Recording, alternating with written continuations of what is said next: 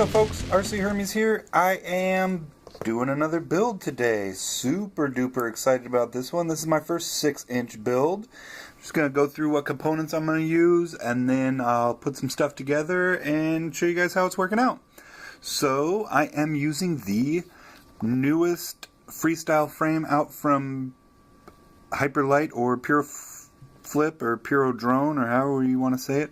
This is the Flowride frame. This is the super light acro frame done by Hyperlite. This is the one with the 6-inch arms. So the arms are a little bit longer. I think they're the same width. This thing seems super duper stiff and really nice. Seems like it's gonna hold some crashes. I went ahead and got 6 of the 7075 aluminum screws here. These are the 8mm to go down into the standoffs. They got big beefy standoffs for the 4 in the middle here, and then normal size on the front here. It looks really nice, I think. I'm gonna be able to use regular old metal screws and nuts because I am running a Kakute V2, the normal Kakute. I got that because I'm doing a 4-in-1 that has a current sensor. So this is really neat.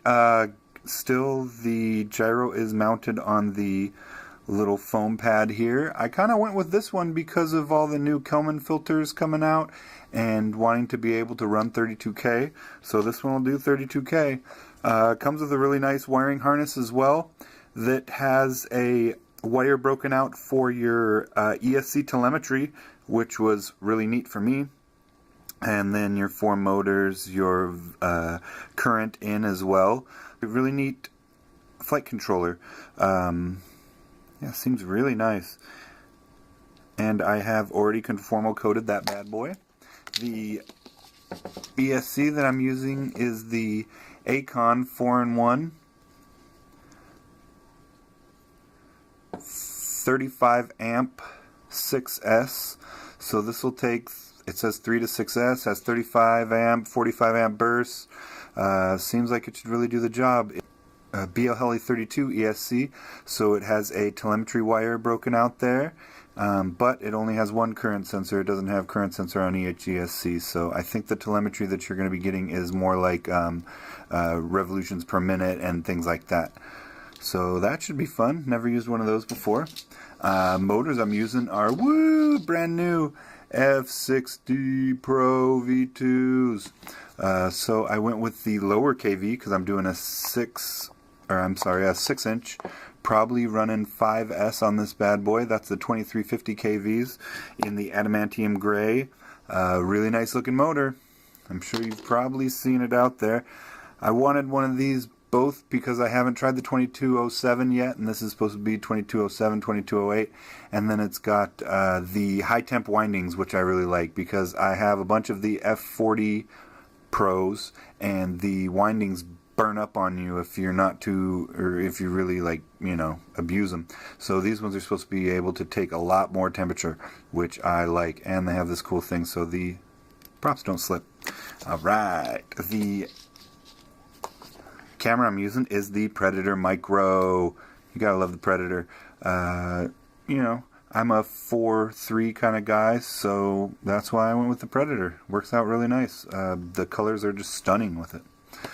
The RX I'm using is the Crossfire Micro V2 with the stock antenna on it, or micro antenna. I'm going to run that out the back with the Forever tube, just like this.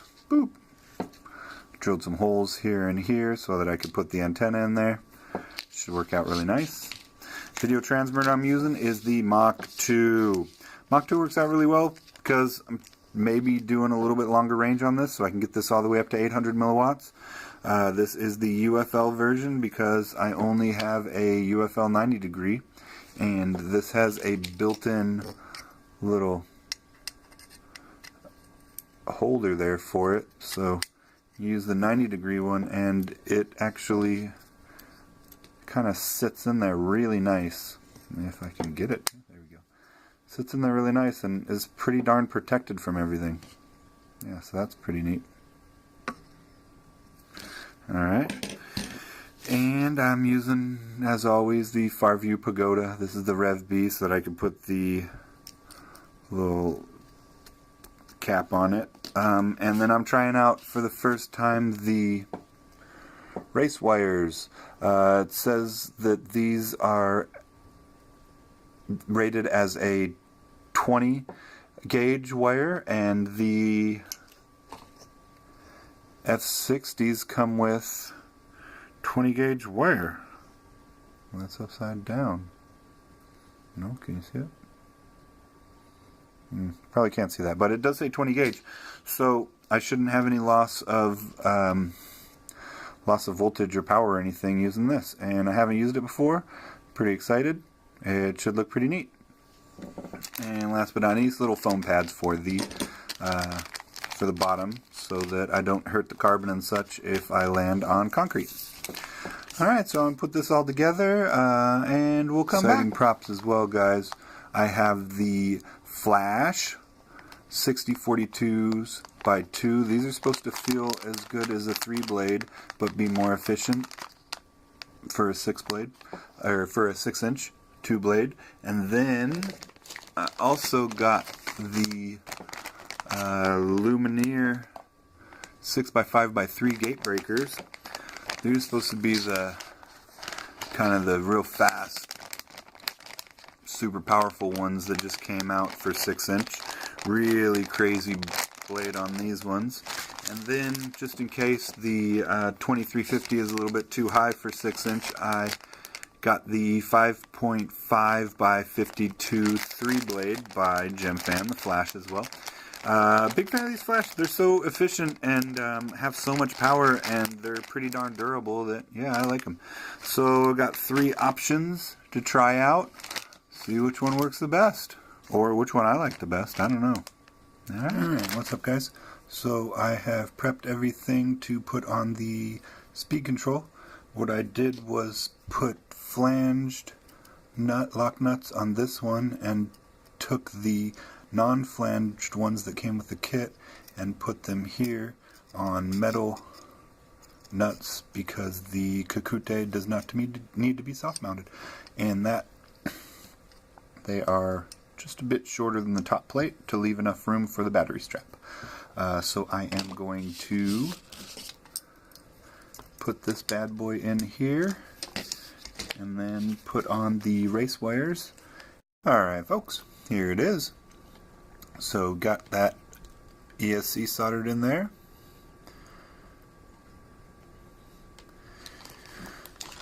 Let's see here. And see, I took my wires and came on the inside there just to make it really clean. The cap, I decided to go with a 470 rather than the 330 that it came with, but I still went with the Rubicon. I kept the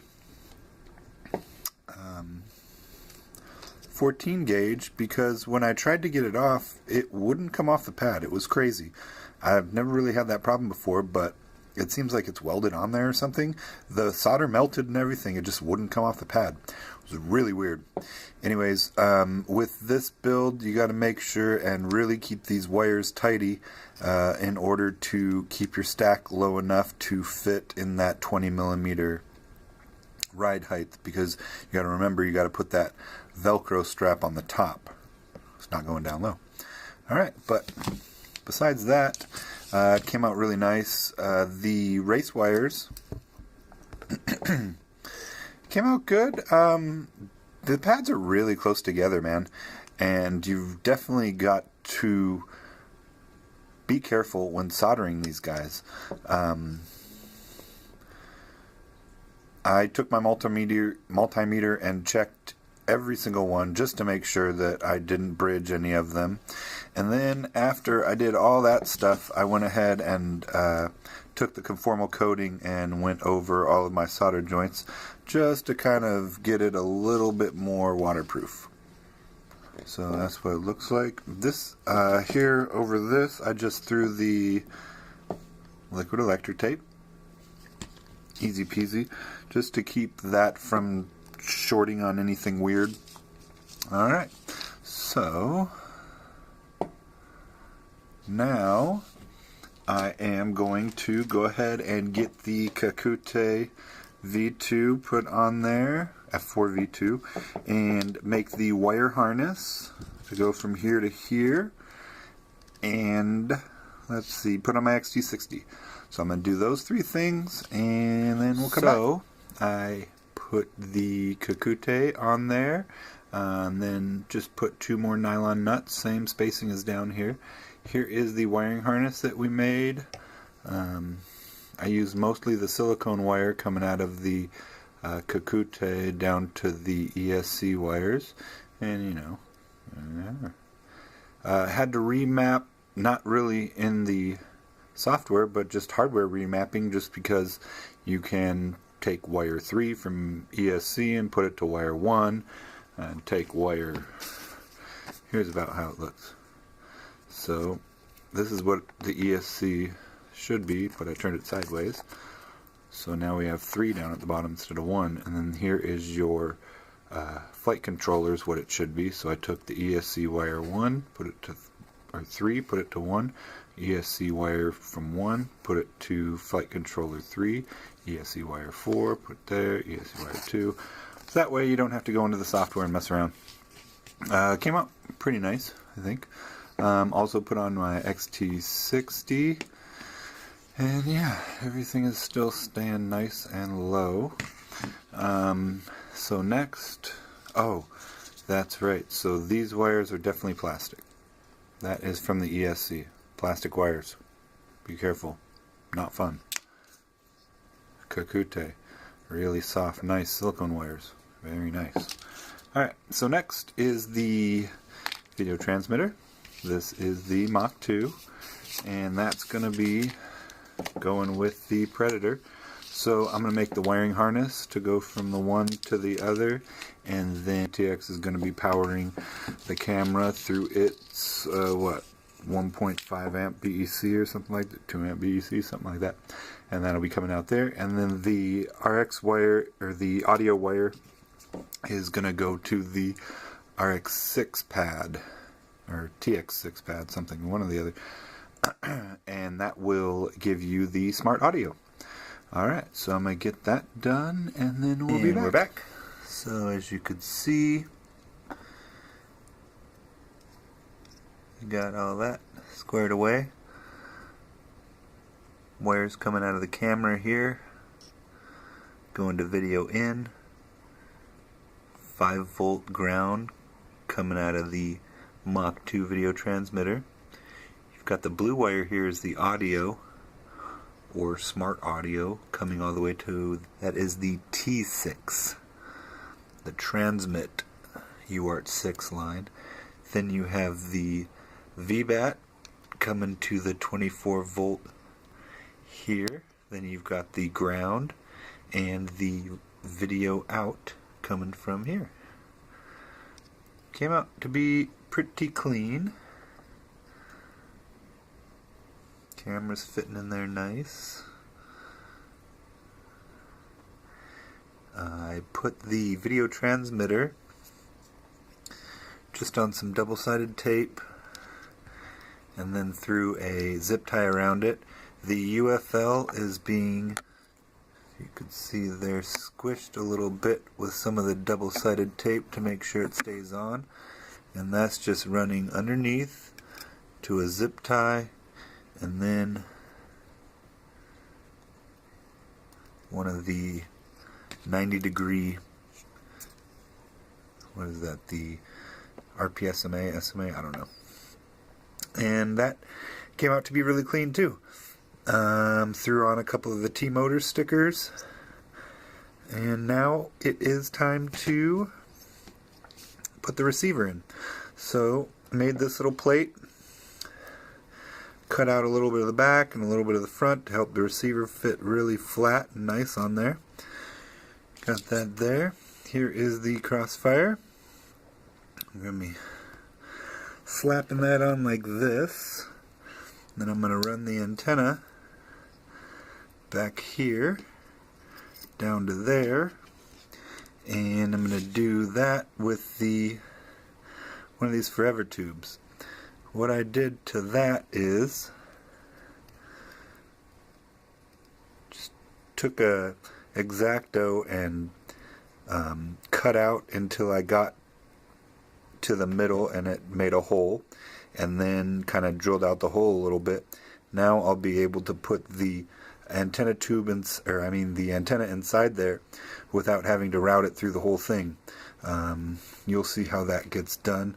At the end, I'm just going to zip tie that bad boy to this back standoff. Alright, so I'm going to get that done and I'll be back. That went off pretty good. Let's see. It's real easy. You just connect it to the ground 5-volt TX4 and RX4, and then go ahead and put your crossfire on the UART4. I forgot to say I put on the antenna when I was testing this bad boy. I'm just going to use the Amway because it's blue. Kind of a dork. Alright, and then this is how I did the receiver antenna. It's just coming up here. You can see a little bit of it coming out there, and then there's the ground coming out there. It comes right to the end. 2 zip ties there. Just ran it into there, a little bit of electrical tape to kind of keep it protected from the zip ties, and then that's a little bit of tape here to kind of keep the antenna out of the way of anything, and then that comes right to there. She bound up and everything worked, so that's pretty awesome. This build is incredibly clean in my opinion. Super low profile and staying really clean. I did forget to tell you I put a stupid buzzer on there and zip tied it there. Alright, so now what is going on is this bad boy is going to be put on top here. Let's see, and then I am going to zip tie the XT60 cable to here, or the battery lead to here, and actually right about like that, and then that should keep everything out of the props and make it all nice and tidy. But the real exciting shit, oh yeah, I'm going to put one of these bad boys on my capacitor, just kind of make that nice, and then I'm going to put on the motors finally. What I did is put a little bit of heat shrink here on the end just to protect those wires before they get to the race wire. Yeah, so I'm going to get that done. Super excited. And then I will be back. So here she is, and this is pretty much done. It's all buttoned up. I got the motors on, obviously. Got all the zip ties put in place. Here's how the motors came out. Let's see here. So again, this race wire is definitely not for people that are shitty solderers. You've got to kind of know what you're doing with this race wire to solder it correctly and not bridge any of them. Besides that, everything went on really well. You can see here we got the zip tie there. I put a little bit of blue on the cap. Let's see, there's my buzzer. I threw a couple of the T-motor stickers on a couple of the race wires, threw a couple of T-motor stickers on the bottom, and yeah, that's about how she came out. Let's see, a little bit disappointed with the nuts that come with the freaking motors. Come on, it's a super premium motor, $26 each, $27 each, whatever. Can you give me a nut that's the right color? Can you give me a brown nut? What's this brown nut all about? It's crazy. Titanium or gray colored or gunmetal colored, and you give me a brown nut. Alright, besides that, everything went on really well. Stay tuned and I will show some flight footage, some line of sight, and let you know how it's working out. But all in all, the build went really well and came out exceptionally clean. There's definitely more than enough room to fit everything that you want in there. Stack height, you can see it's still tiny bit lower than the top deck, which is awesome. There's more than enough room to get your Velcro strap through there. And the mounting solutions are really nice. They really work out for both the SMA and the way that they give you to zip tie things or put your antenna on things is pretty sweet. So yeah, stay tuned, and we'll see how she goes in the air. Alright, thanks for watching, guys. Figure out, we'll get the weight of this bad boy since it's all done. This is with the 5.5 inch props. These are the Gemfan 55 52s.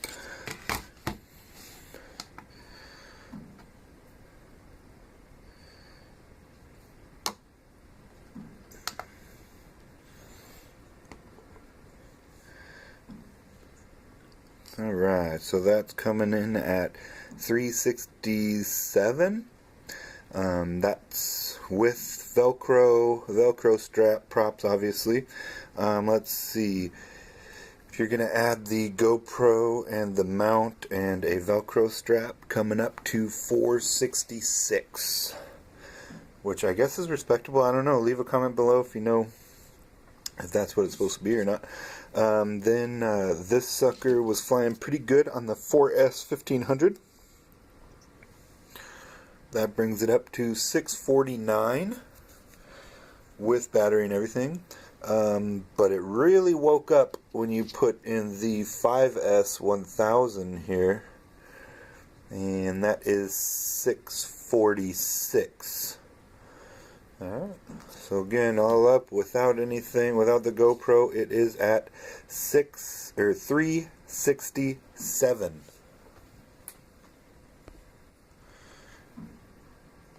Need a little comparison between this one and another freestyle frame that everybody knows, the Chameleon